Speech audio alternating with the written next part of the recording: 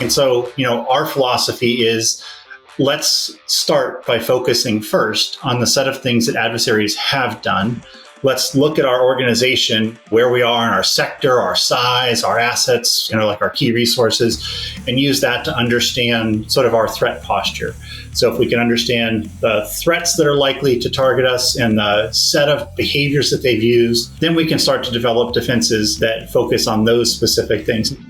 This awareness issue that, more security teams need to understand, because the browser is kind of where we all live and do business most of the time. It's sort of a ripe target, and you need to be looking at the security of the plugins that you're allowing within your enterprise. I still work with people that I worked with back on my days at the Oval editorial board. You never know it at the time that's how the world's going to kind of play out, that you'll continue to cross paths. Just having more appreciation and understanding for, as you're going through, every relationship can turn into a lasting and really impactful relationship.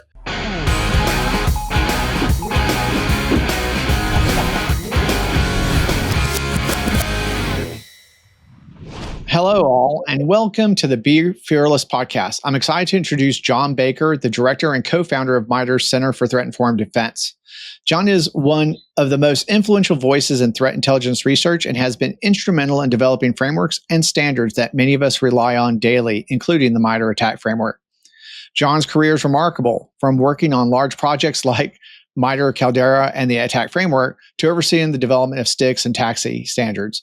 Most security professionals would have encountered Jon's work in some form or another. It's a privilege to have Jon on the podcast, and I look forward to the conversation. Yeah, thanks, Jon. It's great to be here. Great. Well, let's talk a little bit about the origins and evolution of threat-informed defense. Can you take us back to the beginning and share the origin story of the Center for Threat-Informed Defense? Yeah, what absolutely. In the industry were you trying to fill? Yeah, of course. So I think there's sort of two parts to that question. Sort of the origin of the Center for Threat-Informed Defense, this research organization that we created about 6 years ago, and then the thinking behind the term threat-informed defense. So let me start with threat-informed defense. What happened about 8 or so years ago now? Time flies. We saw the community taking MITRE ATT&CK and innovating with it and applying it as a way to kind of understand what adversaries were doing and try to drive changes in their defensive posture. And we realized that there were lots of teams that were innovating with ATT&CK. They were using it in different ways, different approaches, different ideas for what to do with that knowledge of adversary behaviors and how to apply it to their security operations. We had a whole series of these conversations with kind of the early adopters of ATT&CK, and we realized that there was a sort of a consistent thing that they were doing, but we didn't have a name for it. And it was that kind of needing to come up with a label or a term to reference, kind of operationalizing ATT&CK that led to coining that phrase, threat-informed defense. But we wanted it to be not just about operationalizing ATT&CK. We wanted it really to be about that systematic process of studying adversary behaviors at a deep technical level, and then using that knowledge to look at your defenses from the perspective of the adversary and to try to drive changes in your defensive posture. And, the whole idea was, kind of driven by at the time where, organizations were kind of philosophically looking to always build a bigger wall or a bigger moat. And reality showed that adversaries were going to get in. We needed to get better at understanding what they do when they get in to be able to detect them and defend against them. Right. So it was kind of at that time period where we were realizing that building a bigger wall wasn't the answer. There was this shift towards understanding adversary behaviors, with MITRE ATT&CK as one of the big catalysts there. Also, David Bianco's work on the pyramid of pain, kind of driving people to think about cost to adversaries and adversary behaviors.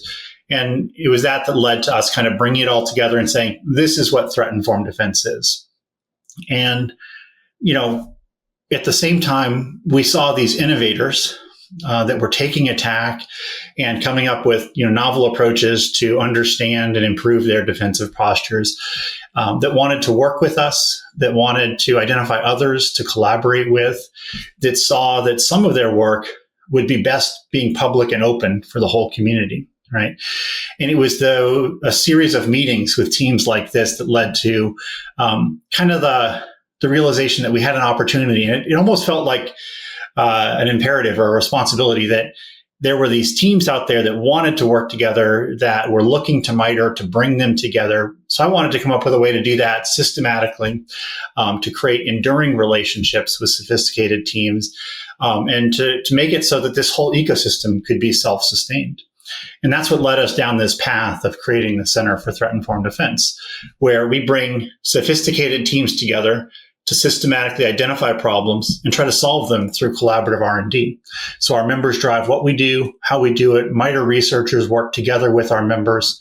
We all learn together. We solve critical problems for our members, but we do it in a way that the whole community benefits. And now we've published, I think, 41 research projects over the last 5.5 years that are available for the whole community to use. Yeah, it's great. I mean, as you were telling us about that, I was thinking about my own experience and, building and running SOCs.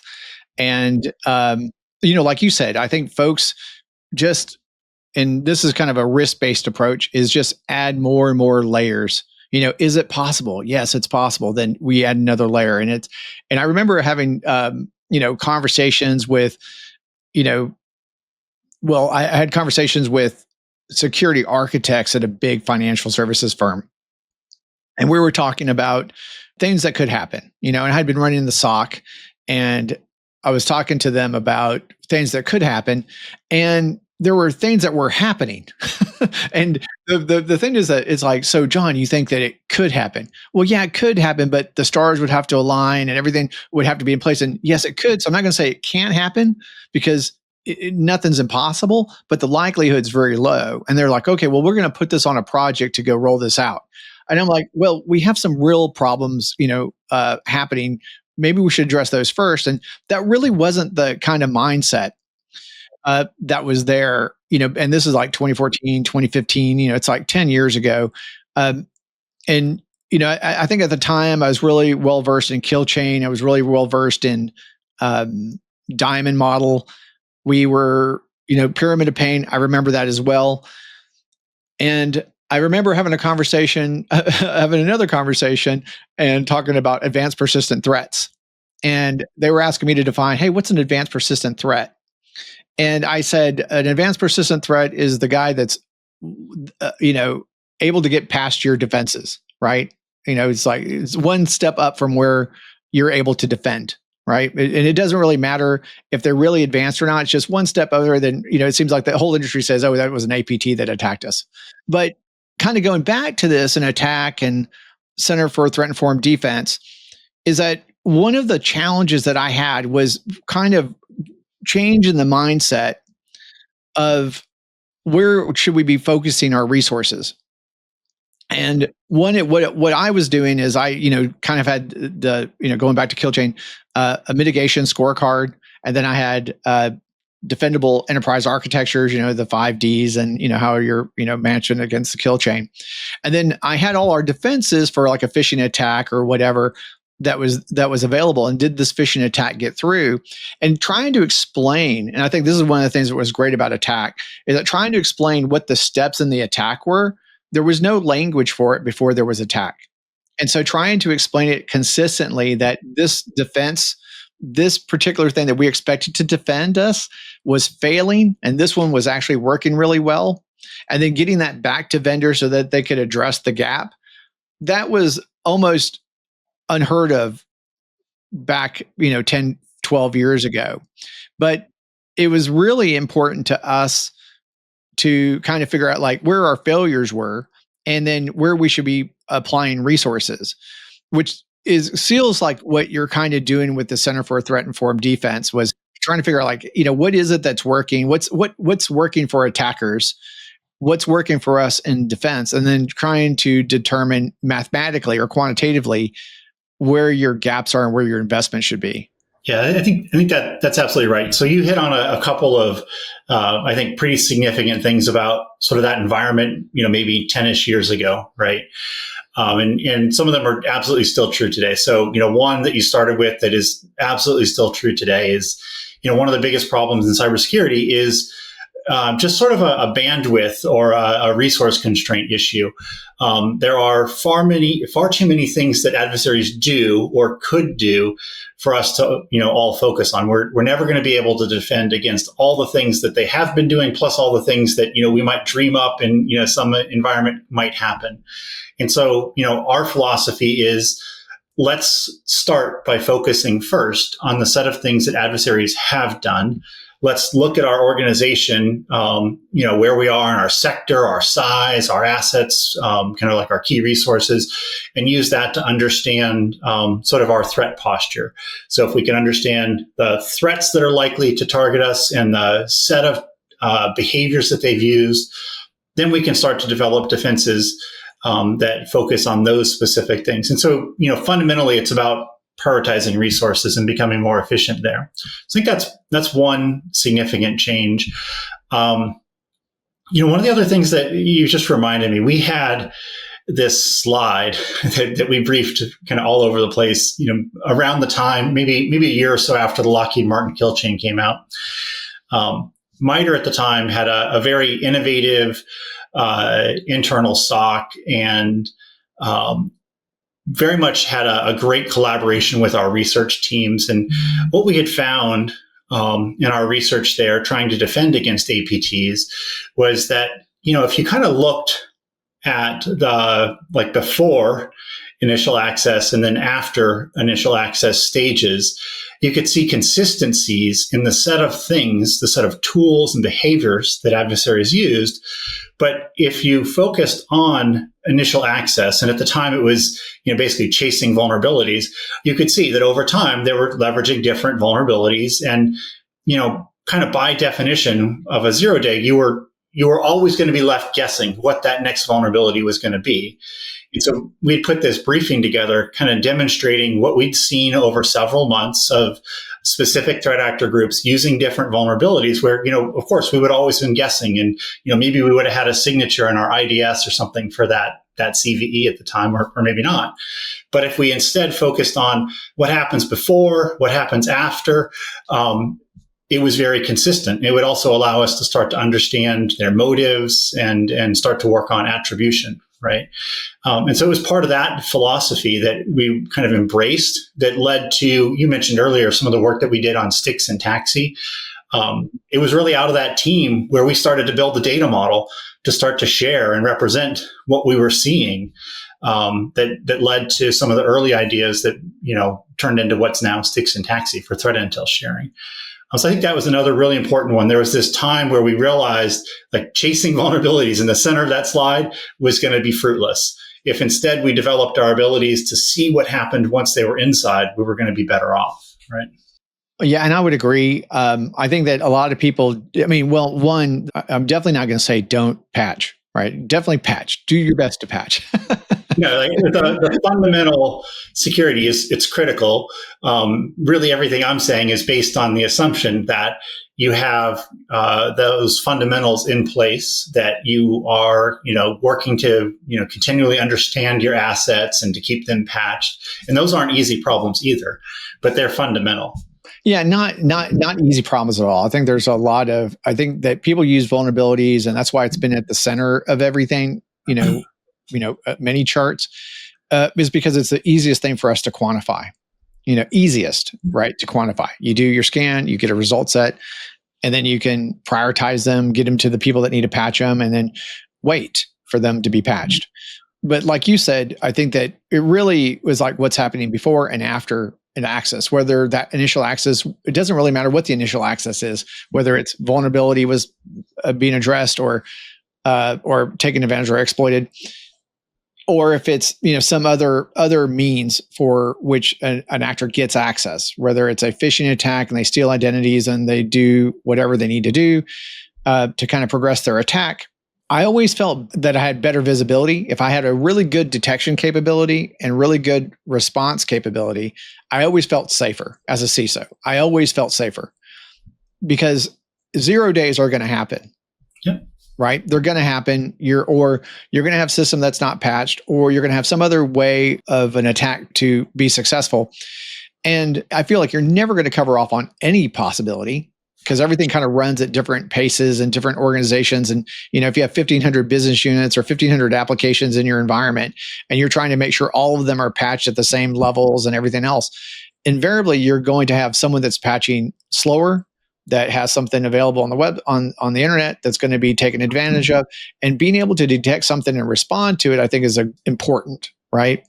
I feel like we're saying similar things, that initial access is going to happen. There are a number of means for it, but what happens afterwards and before it is really where you kind of have to, take an action. Because, like you said, attackers have behaviors, pyramid of pain. What tools are likely to use, and what it is that they're going to focus on are going to be where you should be detecting and responding to. That's where you should be kind of setting up your defenses. No, I think we're saying pretty much the same thing here. The attacker is also human on the other side. They have their skills, they have their habits, they have tools that they use, resources that they've invested in developing, services that they use. If we can start to understand those across the span of, engagements they've had or attacks they've had, we can start to orient our defenses against it. One thing that you said that I think is that I kind of wanted to go into more was, you feeling comfortable when you had a good sort of detection and response capability. One of the core ideas that we've had with threat-informed defense is that it really is a continual process, that we're trying to, continually understand adversary behaviors as they change and they evolve, and then use that knowledge to apply to how we test and evaluate our systems and how we improve our defenses. And so it kind of creates this feedback loop. Typically, when organizations want to get started with attack, one of the most common questions is like, this is great, how do I get started? Or, what should I do next? I try to steer people towards exactly what you were saying there, John. Pick a technique. There's a lot of different resources that might guide you to pick a particular technique, and start off by, go understand what that technique is. Once you understand what it is, would you see it in your environment? And if you saw it, would you know what to do with it, how to respond to it? And you can kind of walk through that loop. Okay, so we now have confirmed we would be able to see this behavior in our environment. Okay. Our response team would actually know what to do, how to respond to that behavior. And then the next step is, all right, well, let's test it out. Let's actually emulate that behavior in our environment to see, did we actually see it? Did we actually respond? And then, the next step in that phase, depending on the nature of that behavior, might be, is there a mitigation that we can put in place to improve our defenses here? Or is there some sort of prevention capability that we can put in place? It depends on the nature of the particular behavior. But the whole idea is just pick a technique, start with that loop. Can I, first understand it? Can I see it? Are we able to respond to it? And one of the key kind of metrics that I like to see is, how long does it take you to complete that cycle within your organization for a particular behavior? And, the idea is over time, you're working to continually drive that metric down. As you get started, it's going to be hard. You're going to figure out that, well, maybe you couldn't see it, or maybe some other team has access to the data, but you don't have access to see that data. And you're going to have to work through like organizational issues and those sorts of things to get to where you have a behavior, you can see a behavior, you can respond to it and do something about it. Right. I think that's such good advice. I often see teams that try to boil the ocean, right? They try to get everything done at one time. And the biggest problem is exactly what you are, I think, alluding to, which is, what's your process? How do you go from nothing to something, right? Start with one. Just figure out how to do it one time.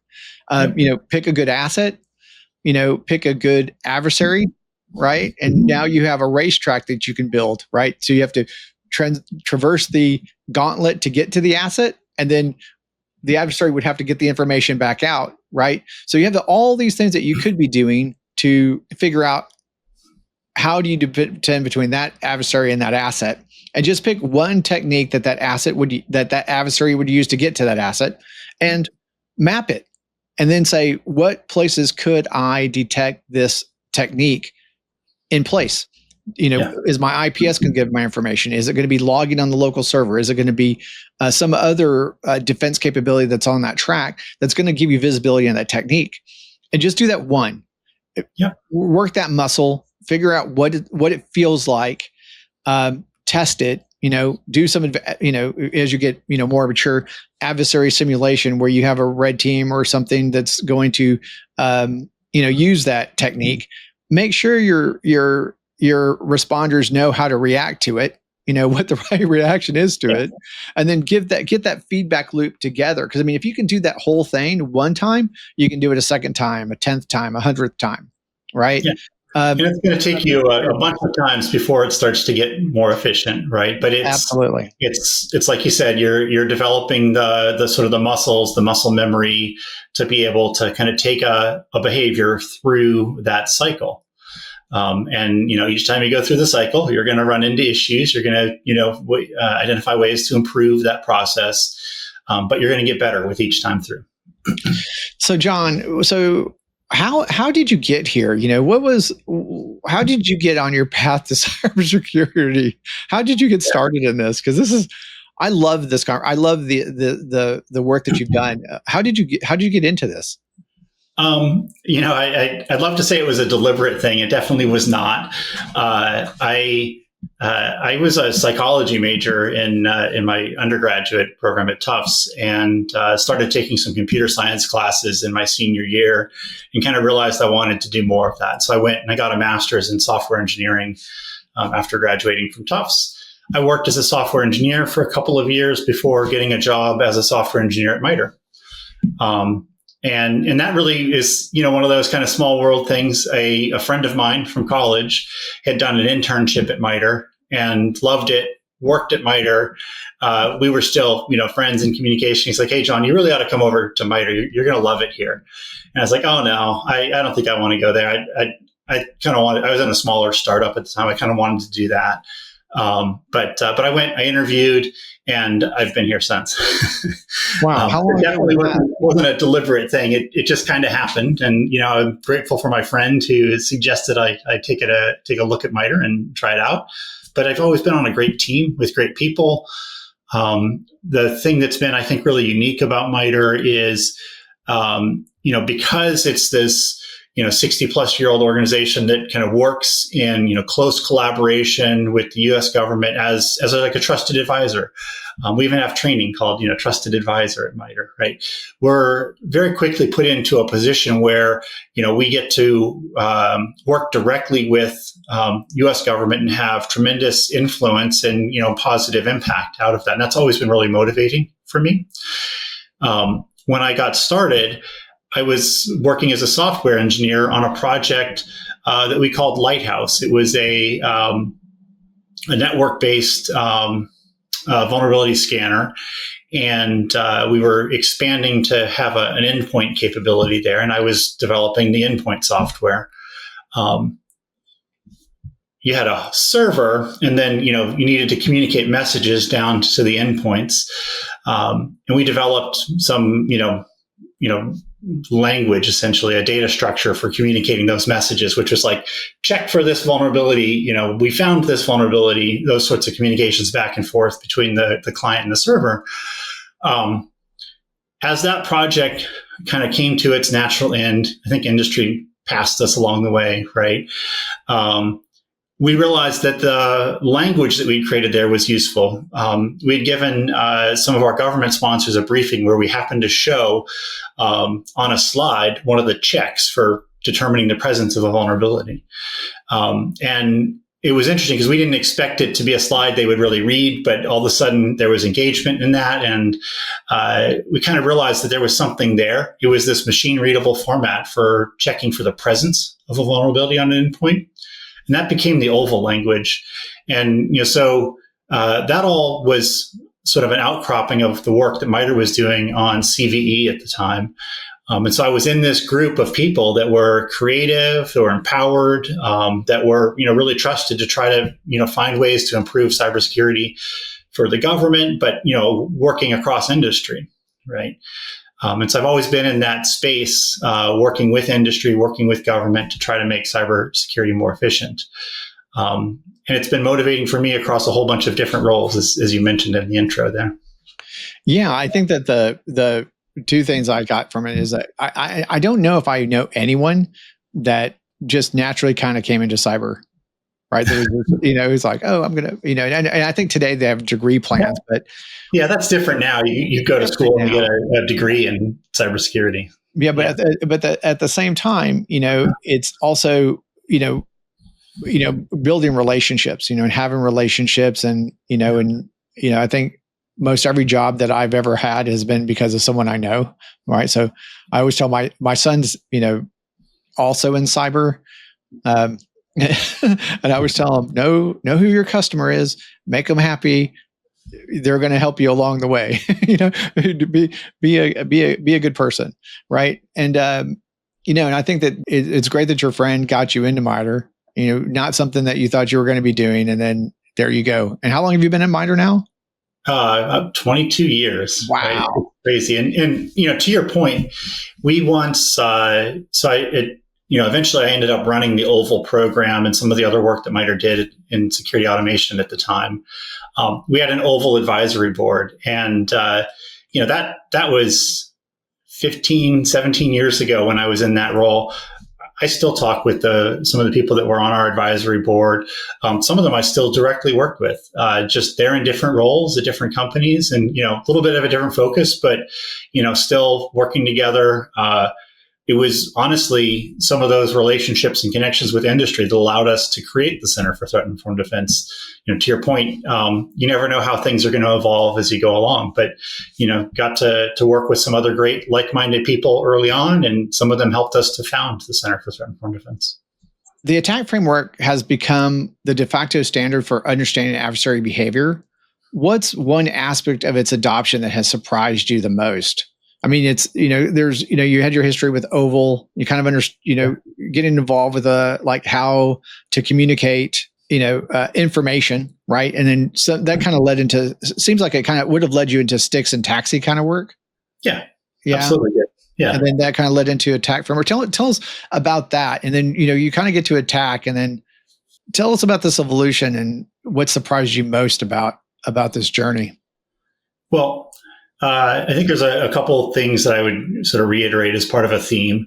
I've had great people to work with at MITRE. When MITRE was creating ATT&CK, I was running a program for another one of MITRE's government sponsors, where we were advancing sticks and taxi for threat intel sharing and some other security automation work. So I wasn't in the room, but I was alongside the team that created ATT&CK. Eventually, I got to be kind of their department manager, responsible for advocating for resources for them and helping them kind of strategize as we advanced ATT&CK. I was thinking about this. I think there's probably actually two things that I think are surprising. So the obvious one, which you kind of stated, when we started, we thought ATT&CK would be useful. We had no idea that it would turn into this thing it's literally used by almost every government organization out there, every government cybersecurity organization out there. It's used by nearly every sophisticated security team out there. It's used all across the cybersecurity industry, and we're always learning of new people using it, new ideas, new innovations around it. No one would have ever thought that. No one would have ever planned that out, right? But it happened because it sort of made sense at the practitioner level. The way the team had structured ATT&CK and tried to break out behaviors and track those behaviors against adversaries and intel reporting made sense with others that had a similar problem. And so, the innovation was originally driven by work that we were doing on MITRE's internal research program, and a need that we had to understand what adversaries do post-compromise. So that's kind of the obvious one. It's way bigger than we ever could have imagined. I think the thing that's on my mind right now is it's also led to a shift far broader than just in cybersecurity or just in traditional enterprise cybersecurity. I'm aware of, a dozen or more different attack-like matrices where the way we structured attack and the way we kind of looked at the world from the lens of the adversary, what their goals are, and how they achieve it, has really influenced how people think in other domains too. MITRE, of course, has created other attack-like matrices. In the Center for Threat Informed Defense, we have a secure AI research program where one of the core things that we're doing is advancing Atlas. Atlas is an attack-like knowledge base of known threats to AI-enabled systems. It's really important, actually, that we have that resource out there. AI security teams, enterprise security teams use it operationally today. It's a little bit different than attack because that space is moving so fast. And so it has to be able to move a little faster than attack. And also, not everything in Atlas is based on what's been observed. Some of it's what researchers have demonstrated because it has to move faster. But we see this across, I mentioned Atlas for threats to AI-enabled systems. I've seen several efforts around tracking and understanding financial fraud TTPs, or in the retail and hospitality sector, they've developed a matrix that's looking at gift card fraud. I've seen in the automotive sector, I've seen the space ISAC has a matrix for threats to space systems. No one would have ever imagined the sort of effect that attack would have beyond just the core usage of attack and expansion of it. It's shifted how people think about threats, kind of like the kill chain that you mentioned before. People now are much more systematic in breaking down, all right, what are their goals? What are the specific steps they're taking to understand those goals and documenting them? Because they see the value in having that common knowledge to then innovate with. Yeah, I definitely think that the like you're saying, the obvious thing is just having a way to communicate. Yeah. I think that anytime that we have some sort of language that we can use to communicate and it's defined, and with the cloud coming up and the speed at which people were able to deploy software inside environments, the advances in browsers kind of pushed us into this very SaaS-dominated world today. I feel like I can't go anywhere and not see SaaS products anymore. And I think there's two good things about that. Well, not two good things about it, but two, the annual recurring revenue, how the monetary incentives for companies to build SaaS products, and the value that we get from SaaS products as enterprise IT people, right? Just being able to deploy software faster. Yeah. Those have really kind of blown up, right? And now we're no longer in this, we have a soft, chewy center protected by a, hard layer, right? The classic knight. I keep thinking of the meme of the knight that has and the dragons got him and, whatever. But I don't know if people still, I haven't seen a Tootsie Roll Pop. The one that it's in my head, the Tootsie Roll Pop, right? But the environment's kind of changed with COVID and remote working and SaaS products. We're kind of, I think the enterprise attack framework is still very, very, very relevant. The industry kind of evolved, and I think that there's new attack surfaces that exist today that didn't exist in 2010. Or definitely in 2010, 2015. It was a different environment. But being able to apply that same framework to an ever-changing threat landscape, I think, is important. I mean, I guess that's why I think frameworks are important, is because we are evolving our threat landscape. Yeah, I mean, attack to stay relevant means to continue to evolve as the adversaries evolve, as our environments evolve. And, that kind of going back to, what is threat-informed defense, that's one of the key drivers for that cycle, is that we are in this dynamic environment where our environment's changing, where the adversaries are changing their behaviors.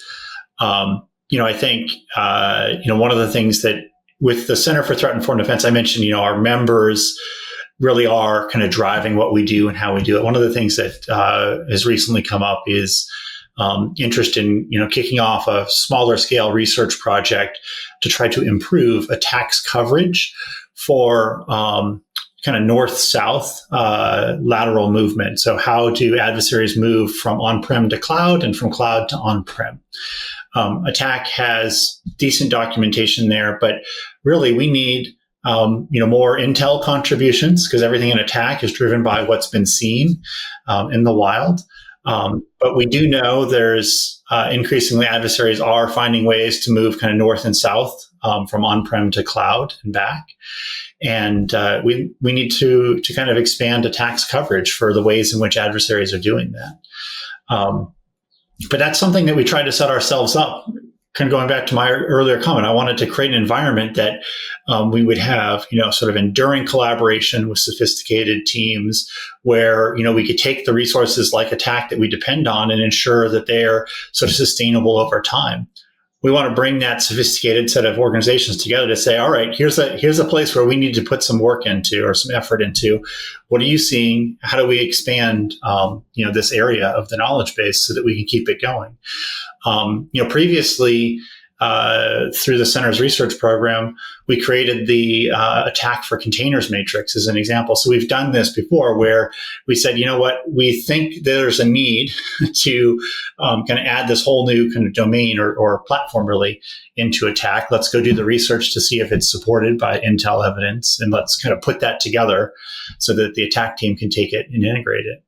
But it's important that we set ourselves up so that as we see adversaries evolving, we're positioned to kind of capture that, share it, collaborate, and develop solutions to document those changes in behaviors and define ways to mitigate those, right? Yeah. And I guess on my definitely, I think going from infrastructure or internal to cloud environments, figuring that out is obviously an important aspect to go. I think, and in my thinking, right, with browser-based attacks, like identity-based attacks that are happening inside the browser, and you have these SaaS products like Dropbox, OneDrive, and other products like Zapier, and all these automation products that you can just OAuth into, set up, without good credentials, weak passwords or reuse passwords or whatever. The landscape on the user side is kind of a new way of pushing attacks forward. There's definitely some stuff in Attack that is kind of identifies attacks that are happening in the browser and getting onto an endpoint. But I don't know if there's anything that's talking about moving information from one account to another account, or OAuth abuse and those. Well, there's some OAuth abuse kind of things in there. But seeing how do you manage OAuth scopes inside the browser, do you see that as something that, given information that might be interesting to the Attack team? So the short answer is yes. I think there's a couple of things, though. I think that for kind of some of the reasons you explained and sort of the evolution of the migration to SaaS solutions and everything being, hosted out of the cloud, and, the result of that all of a sudden is, now we use our browser for everything. There is, I think, kind of an awareness issue that, security teams need to understand and be thinking about the plugins that they allow in browsers and the role the browser plays in their enterprise. It's much more than it used to be, right? And, because of that, it's now a prime target for adversaries, right? And, because it's now really easy to get a new plugin installed on an endpoint that then allows you to have access to, everything that user has access to, right? So I think, first I'd say there's this awareness issue that, more security teams need to understand that because the browser is kind of where we all live and do business most of the time, it's sort of a ripe target, and, you need to be looking at the security of the plugins that you're allowing within your enterprise. That would be the first thing. And then, to your question, though, as we said a few minutes back, attack is really driven by what's been seen in the wild. The best way to help attack expand to better document the way adversaries are using the browser to kind of move within an organization to achieve their goals. The more intel contributions we can get there, the better, to help us expand out that portion of the knowledge base. Yeah, perfect. Because I was just thinking that definitely extensions and managing extensions is one thing. I think that one of the problems I'm also seeing is every one of these SaaS vendors really wants to drive adoption, right? So they make it really super simple for you to sign in. And I know you've gone to many SaaS apps where you just go sign in with Google or sign in with Microsoft or sign in with Apple, and that reduces the friction to that user to get into a product. I mean, inside that you have OAuth scopes that you're allowing that application to go read your email or manage your calendar or do whatever. And then from there, you can even do in more OAuth scopes where you're signing in with this, that, and the other thing, and you have something automating, your day-to-day work activities that in email or whatever, or even or maybe you're using some sort of automation with Gen AI to go and read your emails and respond to your emails, and users are able to just kind of go and do this work without a lot of visibility on who that vendor is. Did they get the right OAuth scopes? Are they over privileged? Were they actually signed in with SSO or some other, or are they just reusing credentials you reusing the credentials and maybe using their email address, but not SSO or SAML kind of based authentications, and leaving things just kind of out there.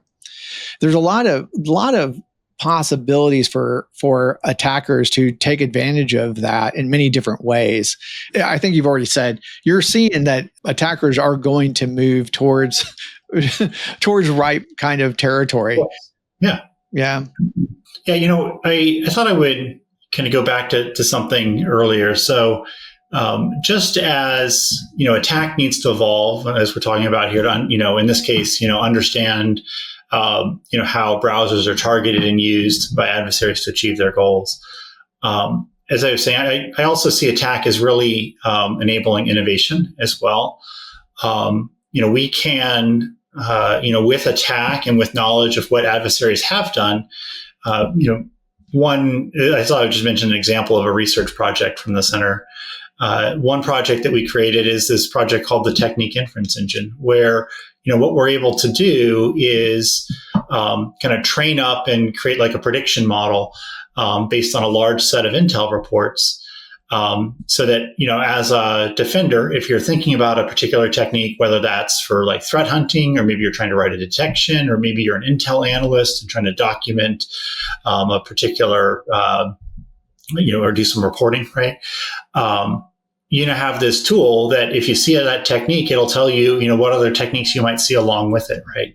And so, we've essentially created this companion for, any user of attack that, helps them kind of cut through the, 500 plus other techniques and sub-techniques that are in attack to, if I'm thinking about this one, what else should I be thinking about? What else might an adversary do? So this allows us to create more sophisticated detections, more comprehensive threat emulations, improved threat intel reporting.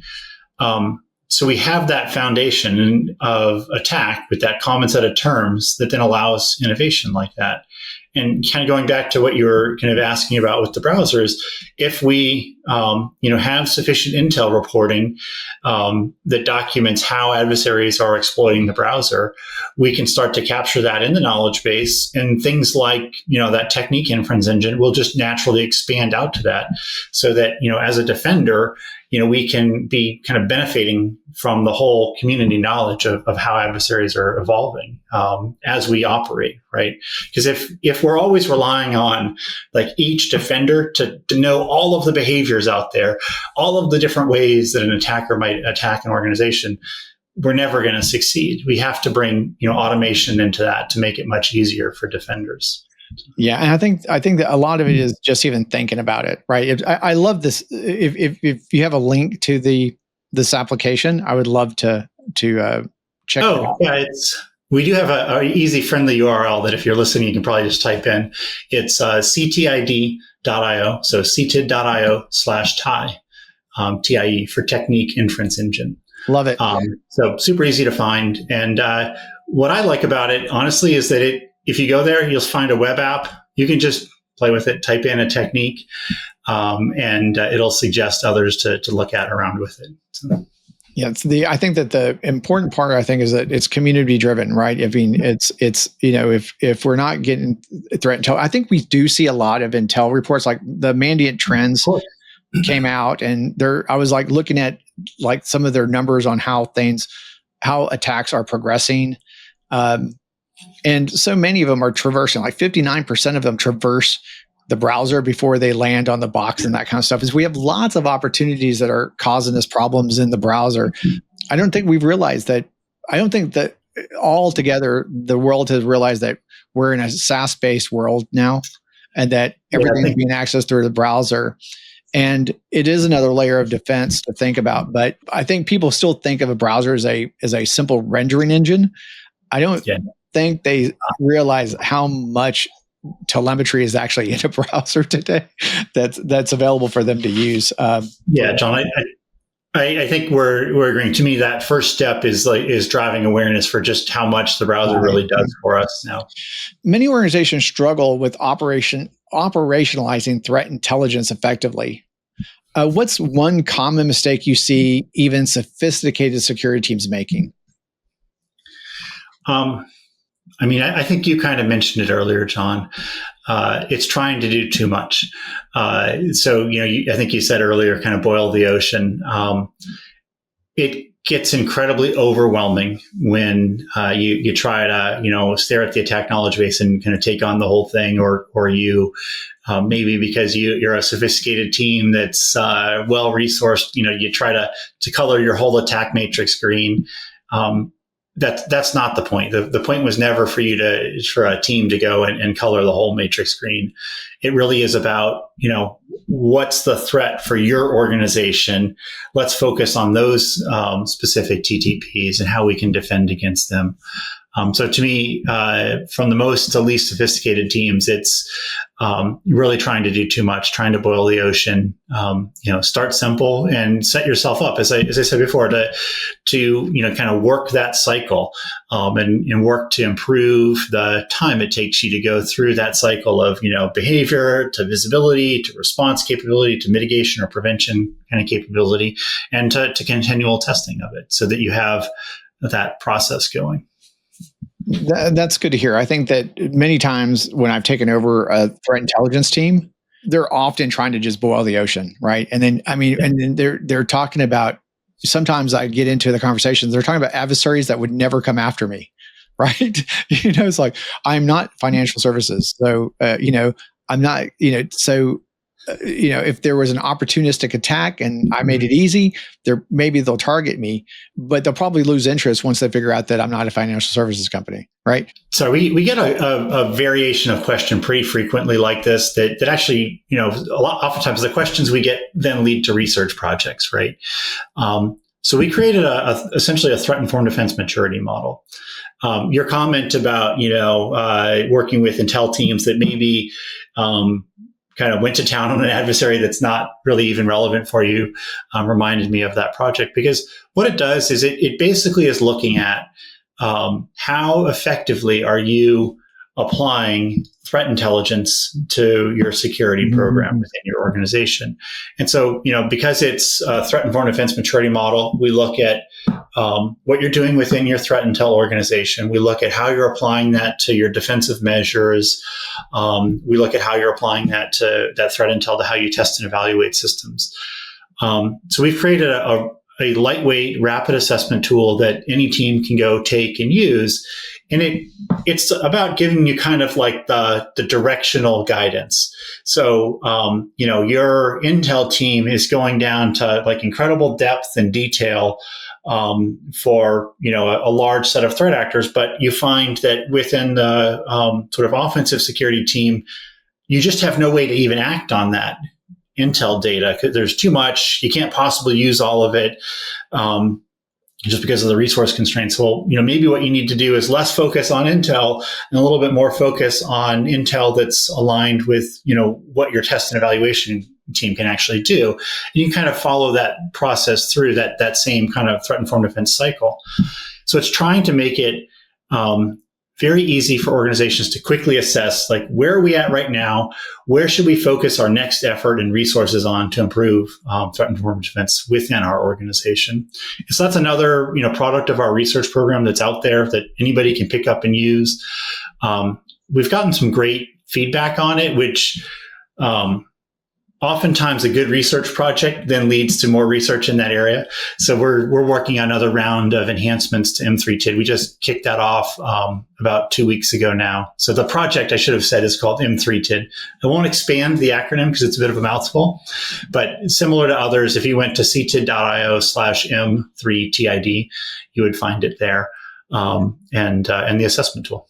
Great, because I think that's one of the challenges I think CISOs have when they're going to an environment is just trying to figure out, like, what are we defending against? And and again, it comes down to resource allocation, right? Prioritizing resources, and if you're driven by news or what's happening in the news, and or you're even I've had CEOs come and ask me questions about something that happened in the news that had very little to do with my defense strategy, but I still have to have an answer for them, right? Yeah. But I think the hard part for, practitioners is actually understanding how they should go about a program.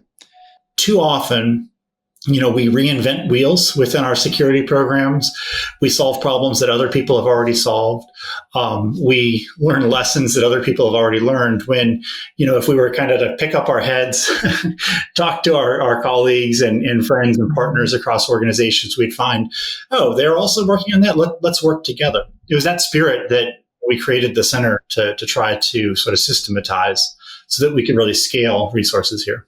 As we kind of move into an industry matures, we may be going into or out of a problem that another industry has already solved.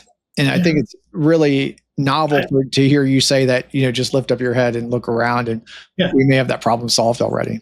Yeah. I think it's not just cybersecurity. That happens everywhere, right? Yeah. I think that's the way people are. Like, we have a problem. It's like, first thing is like, how do I solve that? Right. As opposed to, what else is happening around? Who else is solving this, right? Yeah.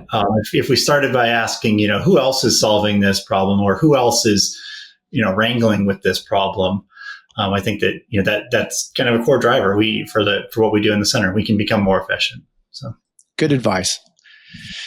Anything else you want to share before we close the call? I think we've covered a lot of ground today. I've really enjoyed the conversation here. This has been fun.